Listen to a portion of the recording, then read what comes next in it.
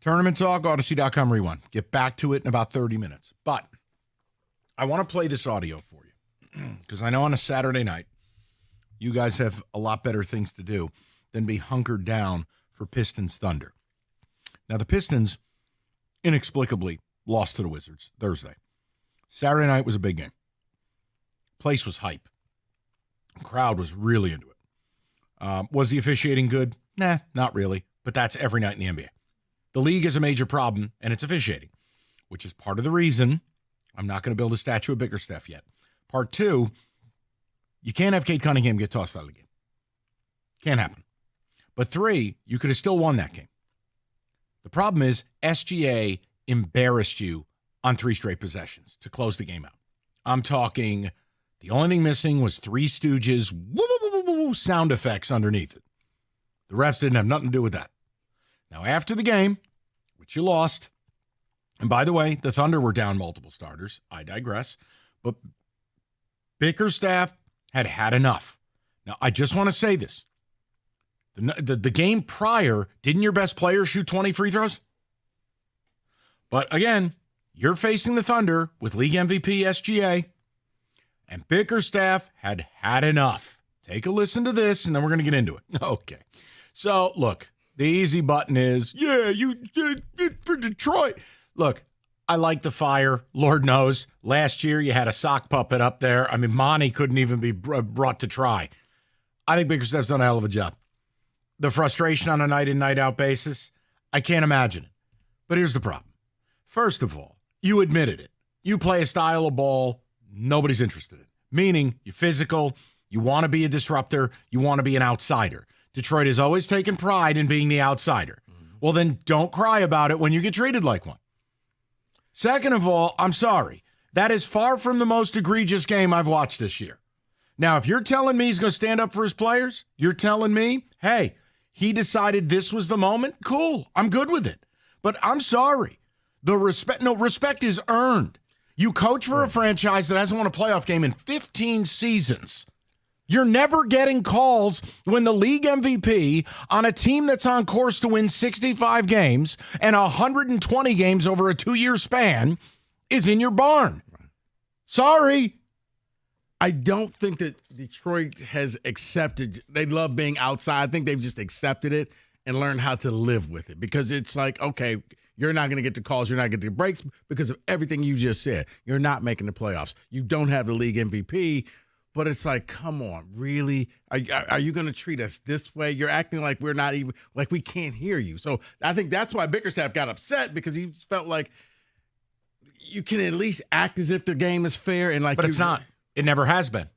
And you know it. You're an old head just like me. Yeah. Now, Bickerstaff has a right to do it. I'm not mad at Bickerstaff. I'm amused by it because, long story short, no one does respect the Pistons. Shaquille O'Neal's on national TV talking about, I don't even watch him. So here's the deal. You just got to be better than it. You got to rise above it. You could have won that game, even with Cade getting thrown out. You got cooked on the last 3-4 possessions of that game. Absolutely destroyed. I'm fine with Bickerstaff doing it, but I'm not going to build a statue. You're not going to get respect until you do something. And let's face it, the 2 greatest generations of the Piston teams have been the teams that Earth hated unless you were in Detroit. Now, this team is not that. They actually are entertaining. But are they a modern version of going to work? Are they more physical? Do they scrap? Do you have kind of whatever Isaiah Stewart is, and, he thinks he's, the Mr. T in the league? A little bit of a bully ball. The point is, no one's gonna curry favor with you.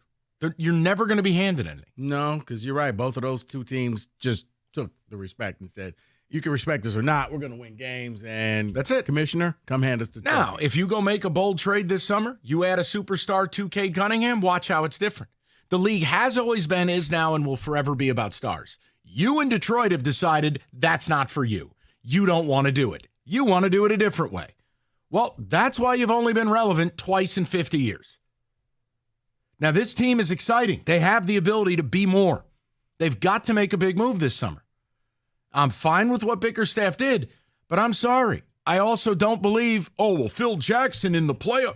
First of all, you're not Phil Jackson. Second of all, you don't have Michael Jordan and Scottie Pippen. None of that applies. That is a straw man comparison. I've heard that on this station today.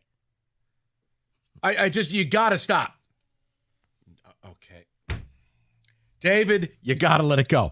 I'm just saying, I'm not mad at Bickerstaff, but it was amusing. It was amusing to me. And the way he crumpled the paper and bounced it off the microphone, chef's kiss. But the reality, hey, by the way, too, you want respect? Don't lose to the 13-win Wizards 2 nights prior. You want to say Cade shouldn't have been tossed out? Your prerogative. Not mad at you. The NBA's biggest problem is officiating, and every coach in the league feels that way. So my point to JB would be, who are you, not as a man or a coach? You're a good coach. But who are you in the pecking order of the league to be demanding respect from anyone? See, I think it's more of a rallying cry for his team to say, hey, guys, I'm going to be here to step up and protect you. Bang. Because basically, look at what happened last year. You didn't have a coach who did that. You agree with me. It's performative. It is. Okay, as long as we're good there. It's performative. I mean, I think he was frustrated, and I think everything just came out. But in the end, that was a shot to the locker room saying, you're my guys. I have your back. And I'll take the fine to make sure that nobody goes out there and messes with you. I'll take it a step further. I think it was to a shot at Cade. Cade can't get thrown out there. Now, I get it. The refs may have been a little too soft on, tech here. But Cade, as your star, he can't get himself kicked out there. Where are his teammates to protect him from that, That's true, too. Just saying. You're right. But I think it was more, to me, I think it's a message to him, like, I get it. I'm going to protect you here, but you got to stay in these type of games, man. But you understand what I'm saying. Yeah, I do understand what you're I'm saying. not disrespecting Bickerstaff or the Pistons. I just don't think you have a right to demand anything when you haven't won a playoff game in 15 years. I got bad news for you. You think you're going to get calls in a 7-game series against the Cavs? No, you're not. Celtics? At all. No. Knicks? No. Bucks? No. No. Earn it. And you want to earn it because that's the way you want to play.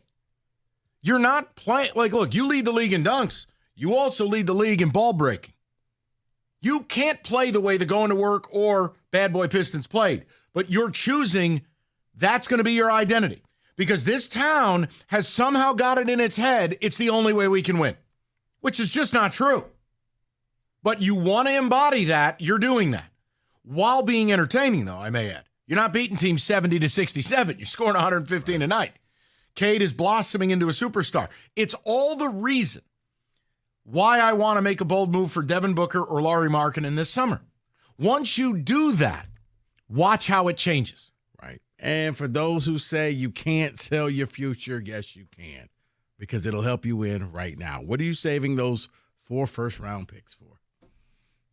Trade them. If that's what it takes, I'd trade them. I don't know if it's going to take 4, but if the rumors are Devin Booker costs you 4 first-rounders, goodbye. 248-539-9797. Your phone calls, ticket texts are welcome as well. Next, 97.1.